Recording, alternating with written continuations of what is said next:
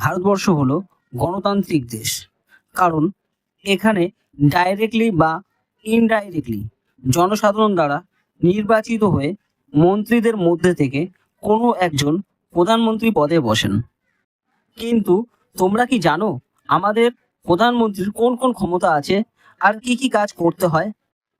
Hello বন্ধুরা, আপনারা দেখছেন শুধু লেখা। এই ভিডিওতে আমি বলছি ভারতের প্রধানমন্ত্রীর কি কি কাজ ও ক্ষমতা রয়েছে। ভারতীয় সংবিধানে প্রধানমন্ত্রীর নিয়োগ বা নির্বাচনের জন্য আলাদা কোনো স্পেসিফিক প্রসেস নেই।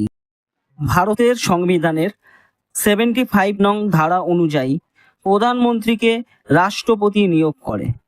তবে এক্ষেত্রে শর্ত হলো নিয়োগের তারিখ থেকে লোকসভা বা রাজ্যসভার যে কোনো কক্ষের সদস্য হিসাবে নির্বাচিত হতে হবে এবং তাকে অবশ্যই লোকসভার সংখ্যাগরিষ্ঠ সদস্যের সমর্থন বা আস্থা অর্জন করতে হবে। ভারতের রাষ্ট্রপতি নামমাত্র প্রধান, কারণ সমস্ত ইম্পর্টেন্ট ক্ষমতা প্রধানমন্ত্রীর কাছে থাকে।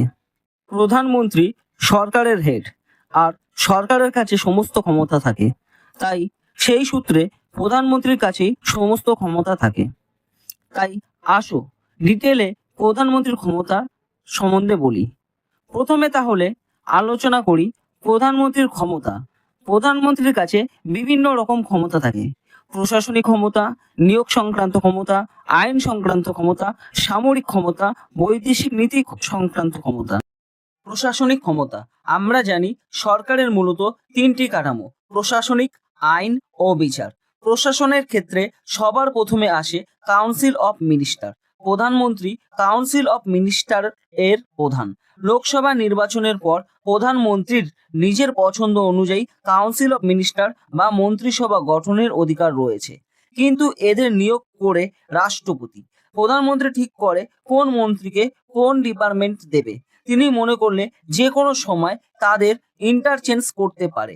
কাউন্সিল অফ মিনিস্টার এর প্রধান হওয়ার কারণে যে কোনো মন্ত্রীর ডিসিশন নিজের মতো করে চেঞ্জ করতে পারে।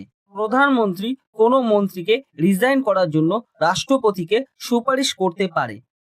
নিয়োগ সংক্রান্ত ক্ষমতা প্রধানমন্ত্রী সরকারি অফিসারদের নিয়োগের ক্ষেত্রে রাষ্ট্রপতিকে পরামর্শ দিতে পারেন, যেমন মহা হিসাব নিয়ন্ত্রক ও পরীক্ষক, নির্বাচন কমিশন, কেন্দ্রীয় জনকর্তৃক কমিশন, রাজ্যের রাজ্যপাল, সুপ্রিম কোর্টের বিচারপতি, রিজার্ভ ব্যাংকের গভর্নর প্রমুখ নিয়োগের ক্ষেত্রে।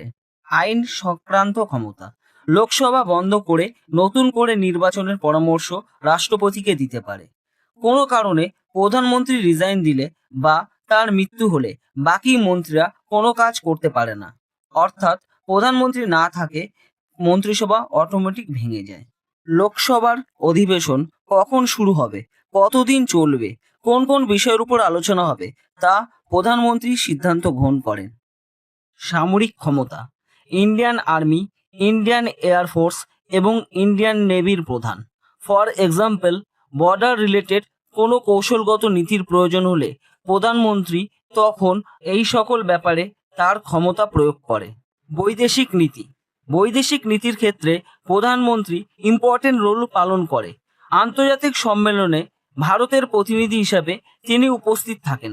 এছাড়া NITI Aayog, national development council, national water resource council এর প্রধান হয়ে থাকে এবং এমার্জেন্সির সময় রাজনৈতিক ক্ষেত্রে দুর্যোগ ব্যবস্থাপনার হেড হয়ে থাকে।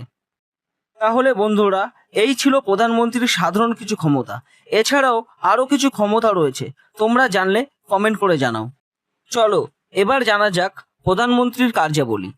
প্রধানমন্ত্রীর কাজ হলো সরকারি সমস্ত নীতির অ্যানাউন্স করা, যেমন স্বচ্ছ ভারত অভিযান, উজ্জ্বলা যোজনা, জিএসটি, ডিমনিটাইজেশন। প্রধানমন্ত্রীকে সমস্ত শাসন সংক্রান্ত, আইন সংক্রান্ত সমস্ত কাজের তথ্য রাষ্ট্রপতিকে দিতে হয়। ভারতের এমার্জেন্সি বা বৈদেশিক নীতি রিলেটেড সমস্ত ইনফরমেশন রাষ্ট্রপতিকে দিতে হয়। প্রধানমন্ত্রীর কাজ হলো ক্যাবিনেট অ্যাডমিনিস্ট্রেশন অ্যাক্টিভিটির ব্যাপারে রাষ্ট্রপতিকে জানানো। বন্ধুরা, তোমরা কমেন্ট করে জানাও এর মধ্যে থেকে কোন পাওয়ার বা ডিউটি সব থেকে পাওয়ারফুল লাগলো।